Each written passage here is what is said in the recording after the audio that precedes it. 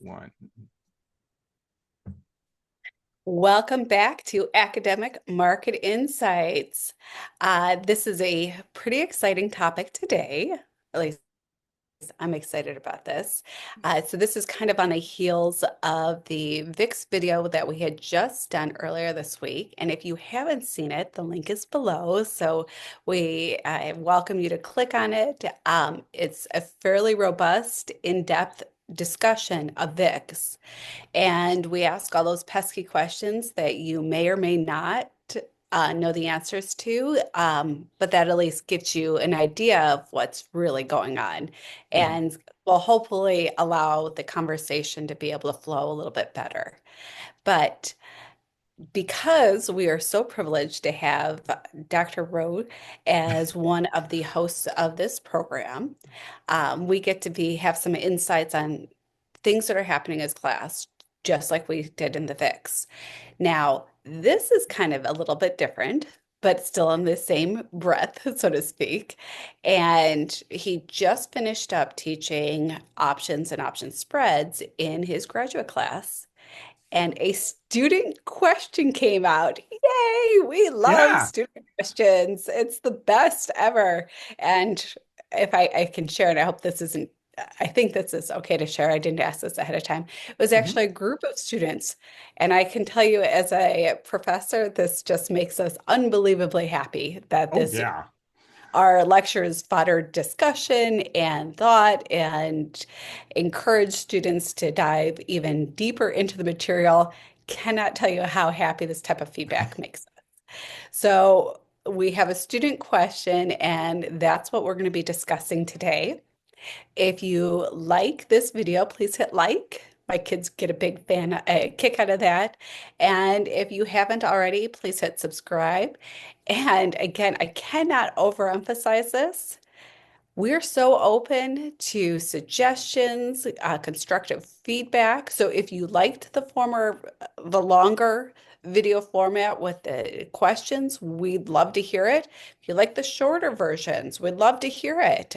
If you have a specific topic, like what these students did, we like to hear it. We like to hear all of it. So without further ado, Dr. Rowe, please take us away.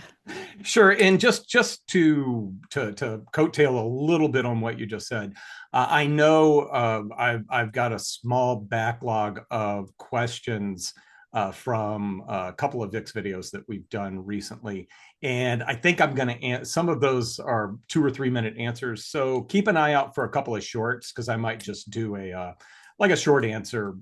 Just one question was about the 1 day VIX. Well, that takes about 2 minutes to answer. So I'll probably put up some shorts on some of the easier questions, but you got an in-depth question, please fire away.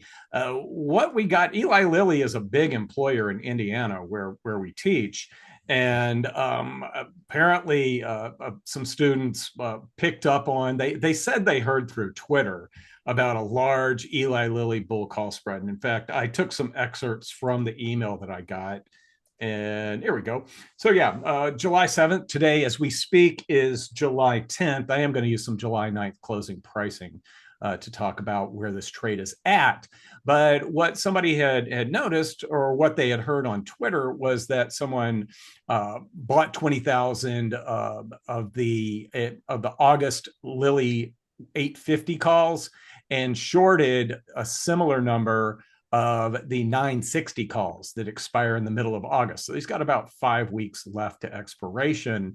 And he was asking about the math and how many shares these actually represent. Also, yes, the spread would be worth $220 million if the stock is above 960 at or above 960 at expiration. I don't think it's going to get there. And I'll show percentage wise why I don't think it's going to get there. But that doesn't necessarily mean that this trade won't work out. They also noted that Lilly was up about $20 as of the morning of July 8th.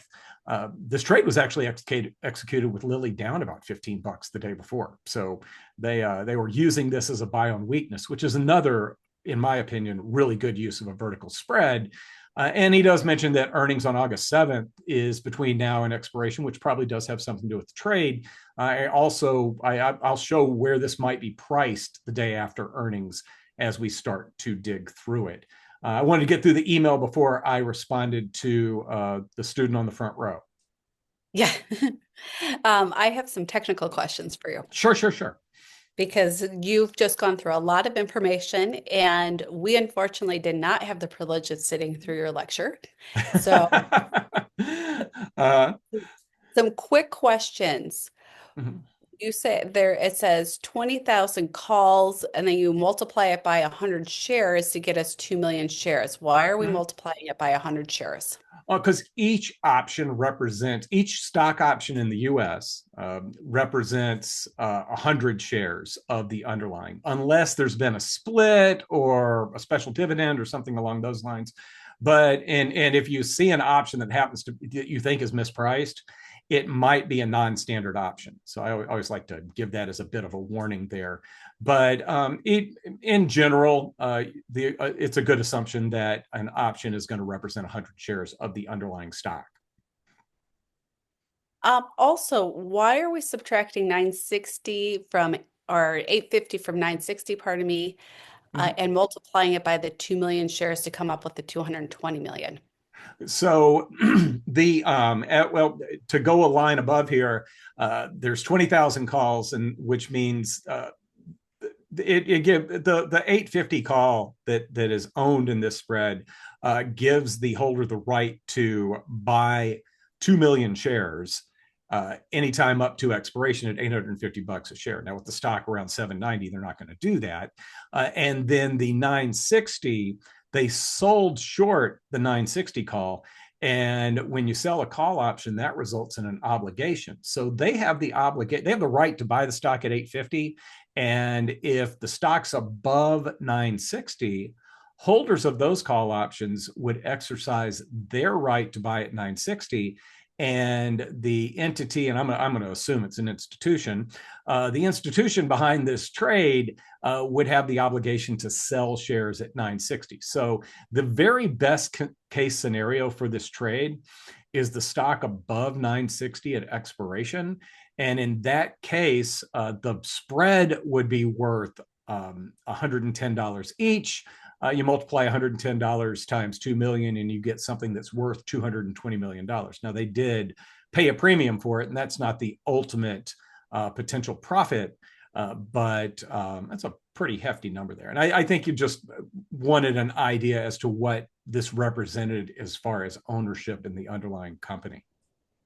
Yeah, and I have a quick question. Why did you assume that it's an institution and not a retail trader or an individual? Well, because the net cost of this trade is goodness It's just so gracious. I high. got I got to do it in my head real quick because I think they paid about $14. So 14 times, let's make it 15 just to make my life easy early in the morning math wise.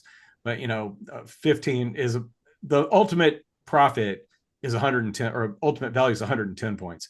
If they paid 15 points for it, you can subtract that 15 points times 2 million shares, which will give you what, $30 million? So the ultimate profit's about $190 million if we're above 960 at expiration. Again, I don't think this trade, I might be absolutely wrong, but I don't think the stock's going to reach 960. It doesn't have to reach 960. And in fact, the main motivation behind doing this video is to show that the stock does not have to reach 850 in order to have a profit on this trade. And one last question about this Mm-hmm. slide. You mentioned earnings coming out. Uh-huh. And why are you saying that earnings are going to be connected to somebody placing this trade? It's possible. I do think, and when we start to get into it, you're going to see that this is the continuation of a previous trade. I'm actually looking at some Lilly option prices because the market just opened. I probably should pay more attention to you than the market. This is why I don't. This is why I only teach night classes, so I'm not distracted by. I'm joking about that. I'm joking about that. But yeah, I wanted to take a look at something with respect to earnings real quick. Yeah, I think this might be somewhat earnings motivated, but the original trade, this was the second step in an original trade that was using the July options, and it turns out on July 7th, they rolled this position from July to August. And I'm gonna show how I picked up on that. One of the other things, like if we had subtitles for these things, I often get asked, how do you tell if a trade's a buy or a sell? Mm. And that's the first thing I'm going to do. Is I when I saw somebody got long the 850s and shorted the 960s, and it's that whole Reagan and Gorbachev thing. I do want to. I trust my students, but I do want to verify. So I pulled up the block trades, and I blacked out something that doesn't have anything to do with this trade, just so we could focus in on the right stuff. But you can see that we've got the July. I'm going to start at the bottom here, and I want to highlight so everybody can see what we're talking about. This is the trade that I was asked about. And note I'm going to use my laser pointer because a lot of numbers going on here. Note that they paid 1660 when the offer side was 1620. And this will happen in very large trades. They were trading in this lot, they traded 10,243 of the 850 calls, and they sold 10,243 of the 960 calls. They did pay above the offer on this lot here. They paid a little bit below the offer on this plot here. But the way that you can make a good assumption, and there's actually academic literature backing up what I'm getting ready to say, but there's also good personal experience getting ready to back up what I say. If I see a trade like this, you can be 99.9% certain that they were buying those 850s. And you can be pretty sure. And even though the 960s, those are, that price is a bit closer to the offer than the bid, with that really wide bid ask spread, it's a good assumption that they were selling those 960s. So the student was correct on this. They did it in two lots, but when I went to look up the block trades, lo and behold, they did this at the same time as that block right there. And what they were Oh, doing is, and I'm getting ready to ask you a question. How do I know they were exiting this trade? Or how can I went and then I investigated, but right off the bat, there's a number up here. I'm sorry for stumping Dr. A, but how could I tell that there's a previous large trade, or there's been previous large interest in these two option strikes? you did stump me. I don't know.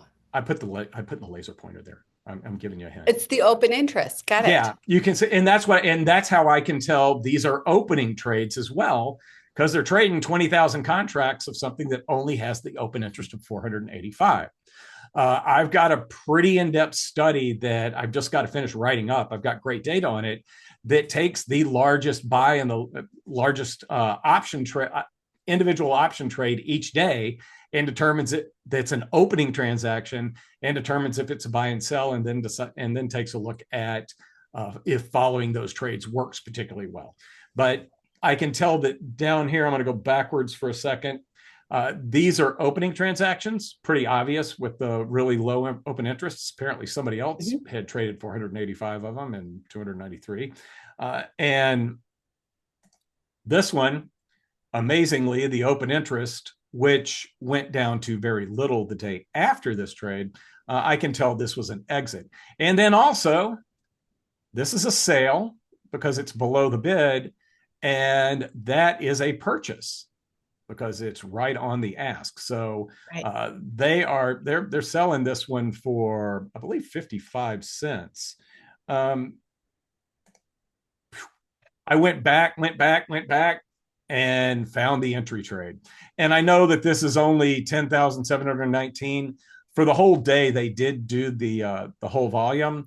It's just this was the biggest block, and then there are a whole lot of smaller trades to get them up to to get them to 20,000 on the day. Again, their open interest was like this.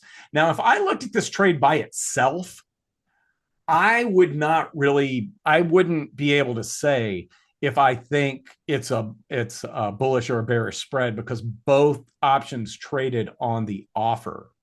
And my assumption around this being having purchased this spread, the assumption is that that it was an exit trade that accompanied moving the trade from July options to August options back on July 7th. I have a quick question. Uh-huh. Why would institutions do large block trades if they know that people can see their trades? Why wouldn't they be more motivated to do smaller trades so that it wouldn't, one, move the market, or Mhm. two, raise suspicion of what they're doing? My experience with most traders is they're very secretive. They don't like people to know what their activity is. So I'm Yeah. curious, why would you have, or why would an institution have this large of a block trade? Well, you can do it one of two ways. And you could, throughout the trading day, you could actually, buy 10 of the 850, sell. And this was actually that I forgot to mention with the rolling, they rolled to the 850, 960, but before they were in the 850, 950. So there's a slight difference between the two vertical spreads that the one that they held and the one that they rolled out to. So I could, if I wanted to use like a little algorithm to send a buy order of 100 contracts every 5 or 10 minutes throughout the trading day, I could do that and I could ease into it. However, you'd still see that there was really large volume, so you wouldn't be able to hide it because there'd be large volume relative to the open interest. There's no hiding that. Now, if one of the things that market makers are trying to do when they are posting their prices, they actually are looking at trying to put on positions and continuously hedge themselves. So in this case, with somebody buying, let's just talk about the 850s. If somebody bought a bunch of the 850s and a market maker sold them to them, they would also need to buy shares of Eli Lilly. Well, if you go to a market maker and you say, I want to trade 20,000 contracts, what price can I do it at right now? More often than not, you're going to do better than just throwing that trade out throughout the trading day. If you're throwing the trade out throughout the trading day, the market maker is going to go, gosh, when am I going to have to stop hedging this and start to Mm. raise their price on the one that people are buying and lower the price on the one that people are selling? If you try to do that with an algorithm, the market makers will see that that's coming in. And this option only had open interest of 770 contracts. If on in this date was May 27th, if on May 27th I needed to buy over 20,000 of these calls.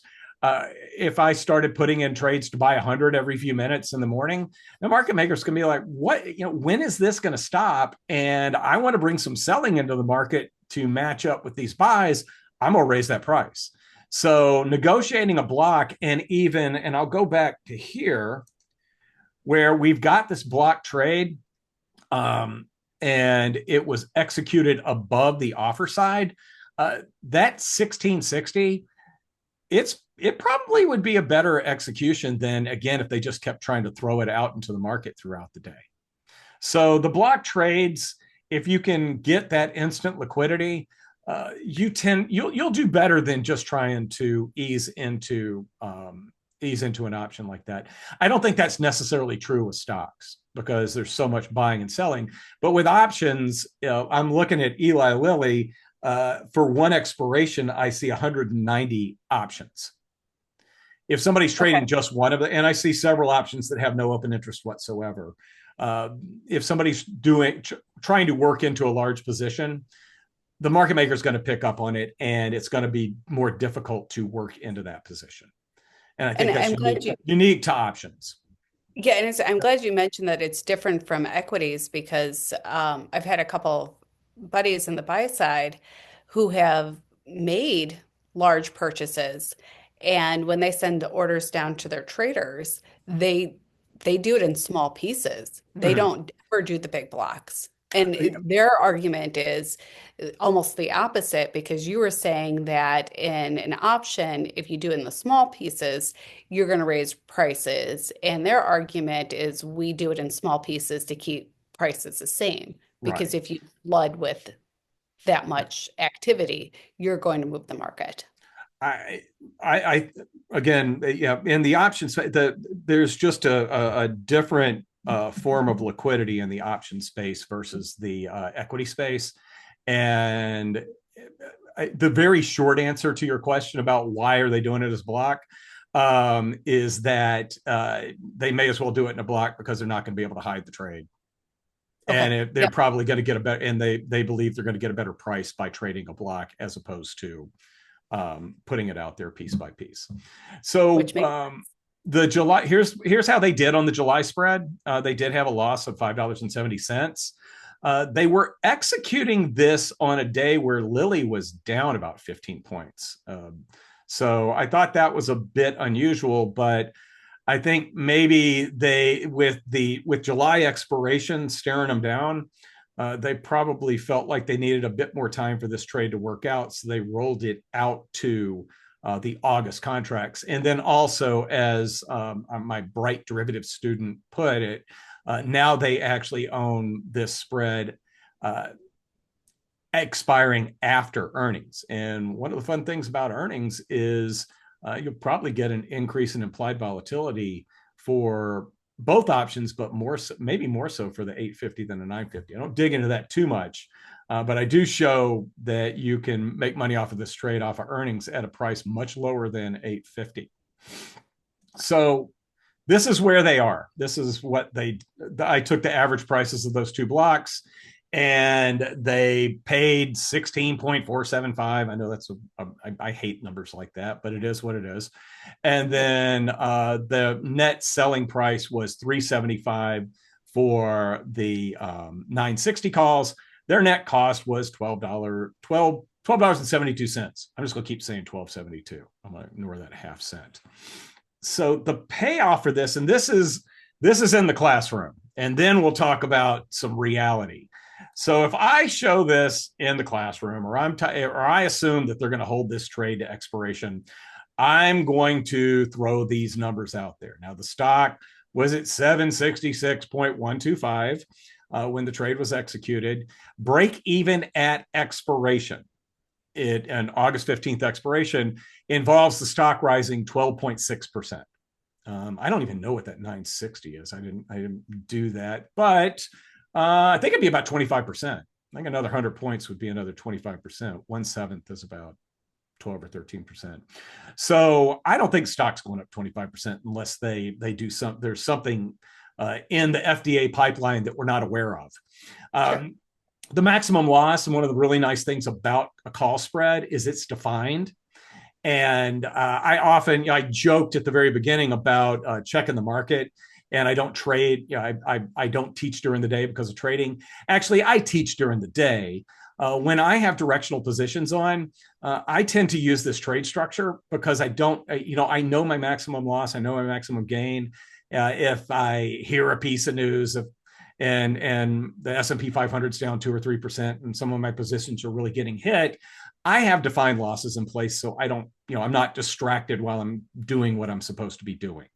I've always been when I worked at SIBO and I'd travel around and talk about the markets, I would say, I can get on a plane and not worry about what's going on in the markets because I know what my potential loss, my potential gain is.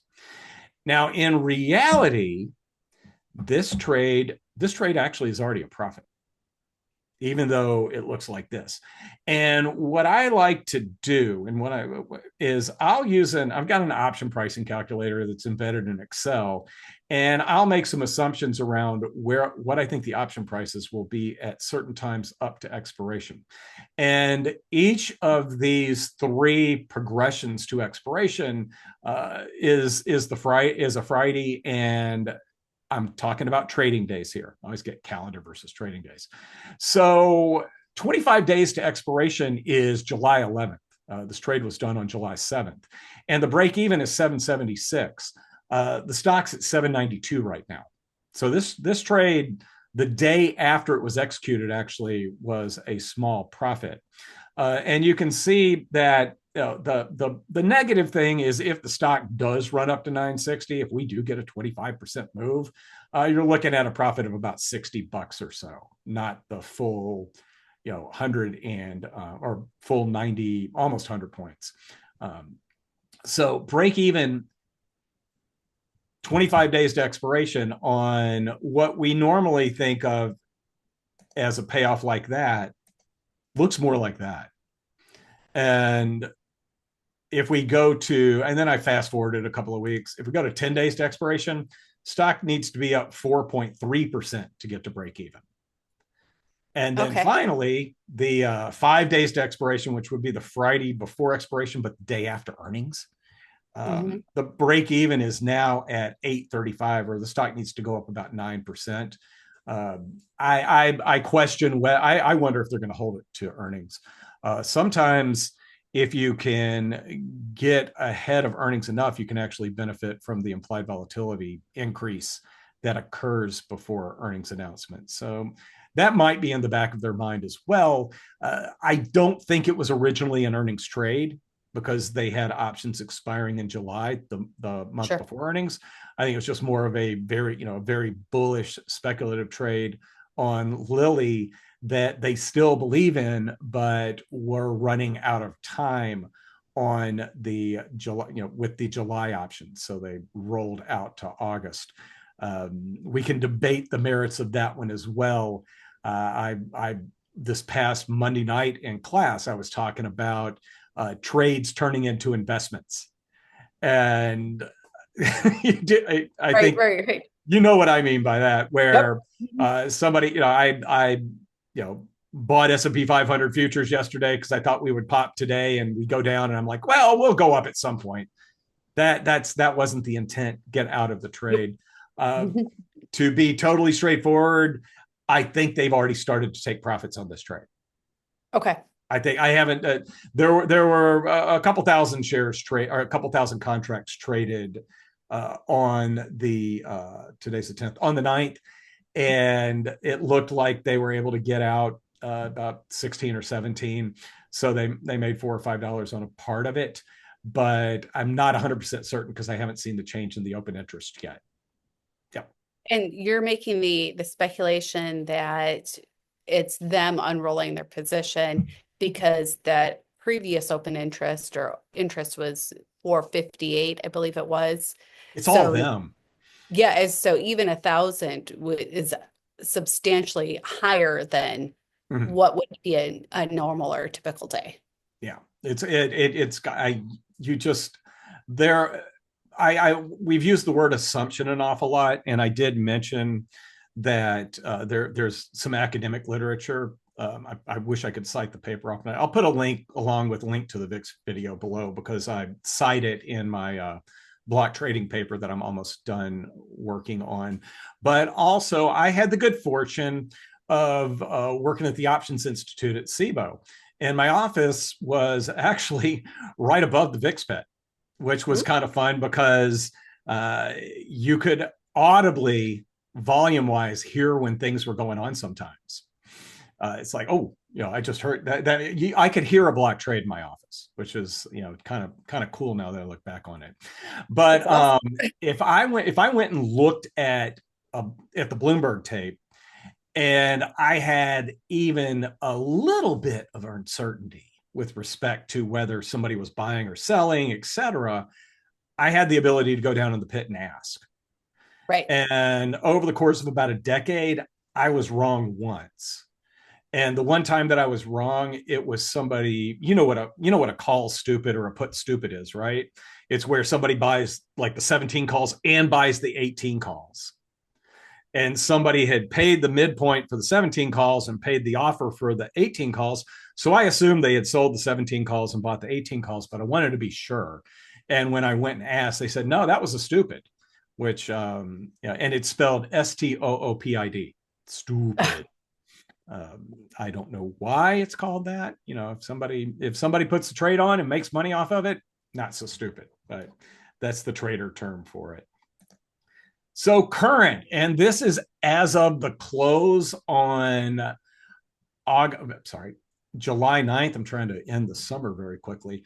As of the close on July 9th, we had, and this was the bid and the offer. I think you probably could have done better than 1650 to get out of this.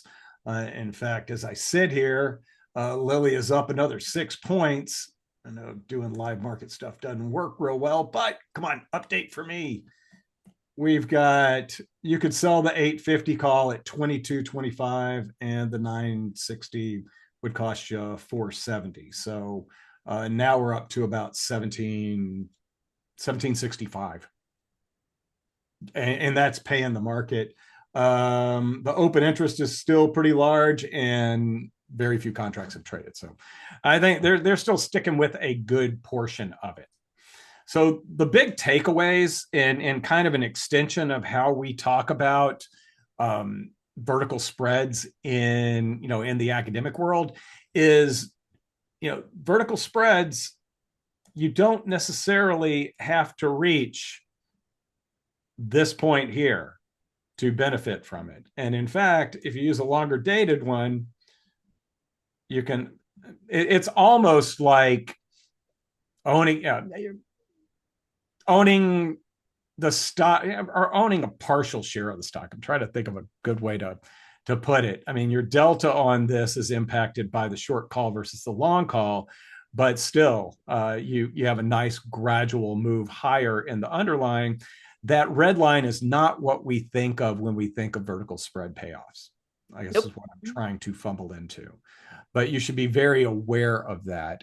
And in fact, we would, when I was at the Options Institute, sometimes we would show how you're better off buying a call out of the money call option, even if you don't think the stock's going to go above that strike price, because just the movement that you're expecting may have enough of an impact on a low priced option to allow you to get out of it at a profit. Yes. So that red line, that break-even line, we're Sorry. really looking at that as due to the deltas of the two positions. Is that Mhm. correct? Yeah, Excellent. yeah. And Okay. you can almost see, it's pretty difficult to see because I use a smooth function, but Mhm. along here, this shows up better with some of the, with these.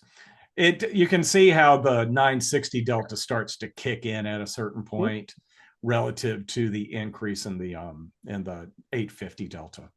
So this is a better representation of that. This looks very much like a straight line. It does have a little bit of curvature to it, but not too much. So there, actual use of a vertical spread. Students Woohoo! so inspired by my derivatives class that they're out there on FinTwit looking at block trades in a large employer in Indiana. This is So fantastic. Mhm. with that, hopefully, we've taken a vertical spread and we've extended it beyond what you learn in the classroom, but maybe actually given some people some ideas as to how to go about benefiting from a bullish outlook using options that you wouldn't normally consider. I don't think if somebody thought Lilly was going to rebound 20 points or go up 20 points the day after this trade was put on, that this is the trade structure that you would use. No. I don't know. So there. So unless there are more questions from the class, you can take us out. Thank you. Well, thank you so much for this. I really appreciated the discussion around the two different ways of looking at break even. I think we should do another video really honing in on that with Delta. I believe we've had another video about Delta, but we don't really talk about Delta from when you buy the option and compared to expiration, right? And I think this was incredibly valuable. It was also great learning about the block trades and understanding how those come about, understanding some of the mechanics behind trading the options. So I know I learned a lot. I really appreciated this video, and I hope you did too. Those of you who are watching, if you did, please hit like, and if you haven't, please hit subscribe. Also, if there are more questions, if you're not a student with either Dr. Rowe or myself, please feel free to send us a message. We're very open. We actually really enjoy this. So this has made our day. We're excited to share it with you. With that, thank you so much. Thanks a lot. We appreciate it.